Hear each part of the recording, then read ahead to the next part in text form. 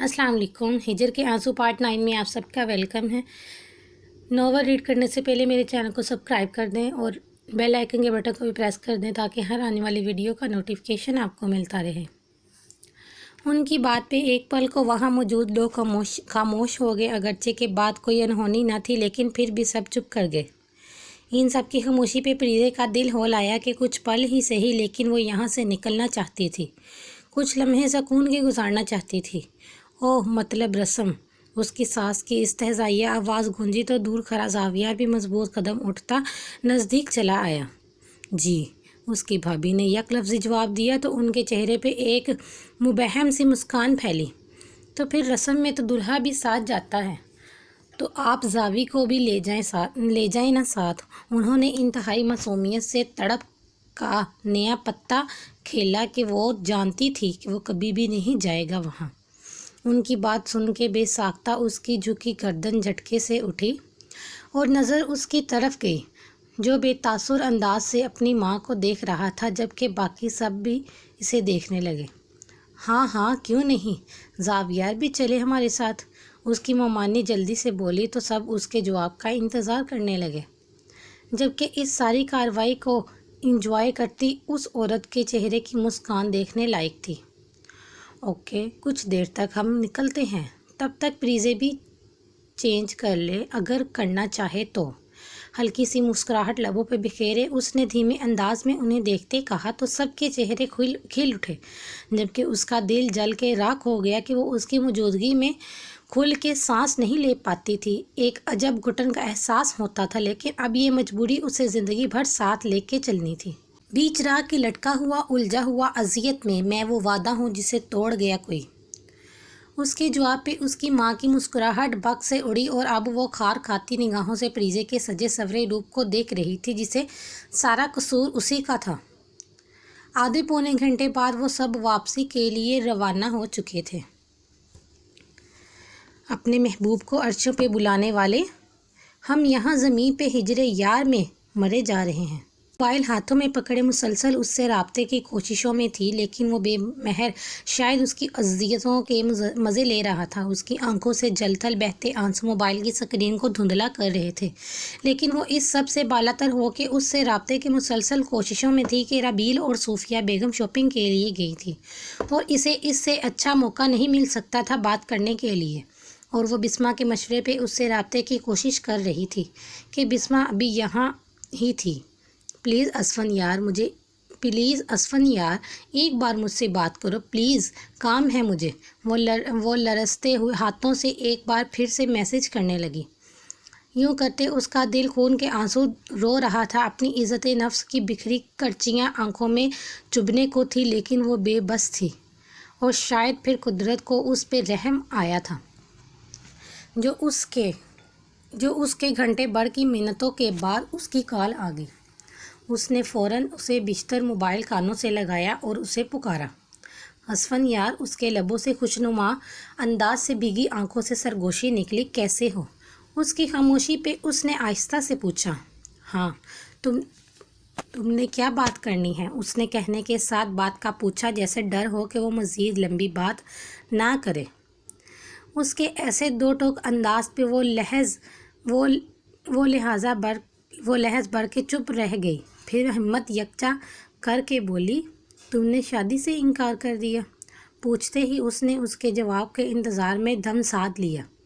हाँ, उसके यक लफ्ज़ी जवाब पे उसका रंग फक हुआ और आंसू उमड़ने लगे। लेकिन क्यों? तुम तो प्यार करते थे ना, तुम भी पसंद करते थे मुझे। वो उसके जवाब पे लड़सती आवाज़ के साथ बेचैनी और तड़प से बोली। देखो ज़री, एक बात बताओ मुझे। वो जल्दी से उसे टोकते बोला तो वो भारी होती सांसों से सुनने लगी। क्या मैंने कभी तुम्हें कहा कि मुझे मोहब्बत है तुमसे? उसका ठंडा लहजा उसकी सांसें खींचने लगा तो उसे लगा कि उसके हाथों में थामा मोबाइल लरसने लगा है। कुछ कहने की चाहत में उसके लब लरसे। बताओ ना, कभी मैंने इजहार किया हो? उसका दो टोक लहजा उसके मुश्किल रुके हुए आंसुओं को बहने का बहाना दे गया। नहीं, سرسراتی ہوئی آواز نکلی۔ کبھی میں نے کہا کہ مجھے شادی کرنی ہے تم سے؟ اس کی ترکش کی تیز تیر اس کے ترکش کے تیر باقی تھے ابھی؟ نہیں، اس کے سینے میں بھی شاید کچھ ضبط باقی تھا۔ تو کیوں سب ایسے کر رہے ہیں میرے ساتھ؟ کہتے کہ تم اس سے بات کرتے تو یار، بات تو سب کزن آپس میں کرتے، میں نے بھی کر لی۔ فارس بھائی بات نہیں کر رہے مجھ سے تمہاری وجہ سے، اور بات بھی تم نے ہی شروع کی تھی نا۔ کتنا آسان ہوتا ہے نا خود کو بچا کر کسی دوسرے کو مورز الزام ٹھہرانا۔ اس محبت کے غلیظ قصوں میں وہ پاک باز بن کر نکل گیا اور میں بد کردار کہلائی۔ اس کے ترکش سے نکلے تیر اندر کہیں دور پیوست ہوئے تھے۔ کچھ اور کہنا ہے، میرا مطلب ہے بات کرنی ہے۔ شہد میں ڈوبے اور زہریلے الفاظ نے پھر سے متوجہ کیا تو وہ ہڑبڑائی۔ نہیں، کچھ بھی نہیں۔ سرسراتے ہوئے لب ہلے۔ ایسا قحط پڑا زباں پہ تیرے الوداع سے کہ گفتگو لفظوں کی بھوک سے مر گئی۔ اس کے بے جان ہوتے ہاتھوں سے موبائل چھوٹ کے گود میں جا گرا اور آنسو آنکھوں کی دہلیز پہ جم سے گئے، جبکہ بے یقین نگاہیں ابھی تک موبائل کی سکرین پہ جمی ہوئی تھی۔ عشق جس کو طلاق دے دے، عمر اس کی تمام عدت۔ کچھ دیر بعد جب بسمہ کمرے میں اسے کھانے کا کہنے آئی تو اسے دیکھ کے ٹٹک گئی۔ اس کی حالت دیکھ کے اس کا دل کٹنے لگا کہ اس کی لٹی پٹی حالت اس کی فاش شکست کا راز فشاں کر رہی تھی۔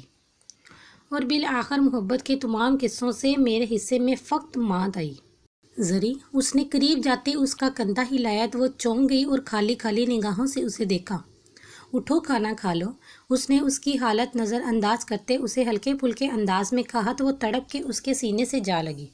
اس نے مار دیا مجھے بسمہ، وہ کہتا محبت کرتا ہی نہیں تھا میں تو، بات تو تم کرتی تھی۔ اس نے بھیک مانگنے سے پہلے ہی میرے حصے میں ہار دے ڈالی، مجھے نظروں سے گرا دیا، میں اپنے بال نوچتی خود اذیتوں کی انتہا پہ تھی۔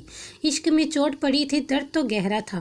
وہ کہتا کہ سب میری وجہ سے ناراض، اس سے کیوں ناراض ہیں سب جب درمیان میں کچھ تھا ہی نہیں۔ وہ بے رابطہ بولتی ہلکتی جا رہی تھی۔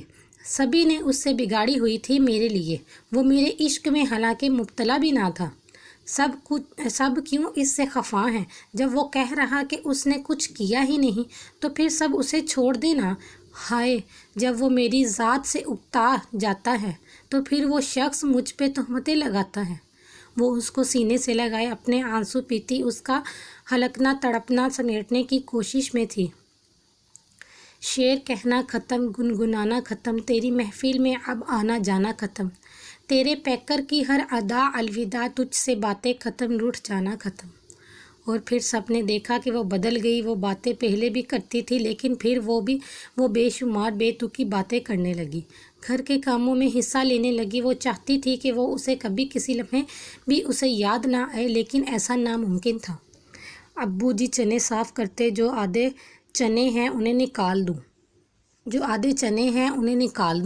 رابیل نے اسے چنے بھگونے لگی تھی تو اسے کہا کہ صاف کر کے بھگو دو، تو وہ اس کام کے دوران مدد لینے لگی۔ نہ نکالو، ہے تو چنے ہی، ابو نے کمال بے نیازی سے جواب دیا تو اس نے بھنے سکیڑتے اس کی انہی خفگی سے دیکھا اور پھر کچن کی طرف منہ کے ہانگ لگائی۔ بجو، آدھے چنے نکال دوں نا میں؟ ہاں نکال دو، اس نے وہیں سے جواب دیا تو اس نے جتاتی نظروں سے ابو کی طرف دیکھا۔ پریشان ہوں؟ وہ کام وغیرہ کروا کے فارغ ہو کر بیٹھی تو اس کا دوسرے نمبر والا بھائی اس کے ساتھ جڑ کے آ بیٹھا۔ نہیں، وہ سنبھلتے ہوئے مسکرائی۔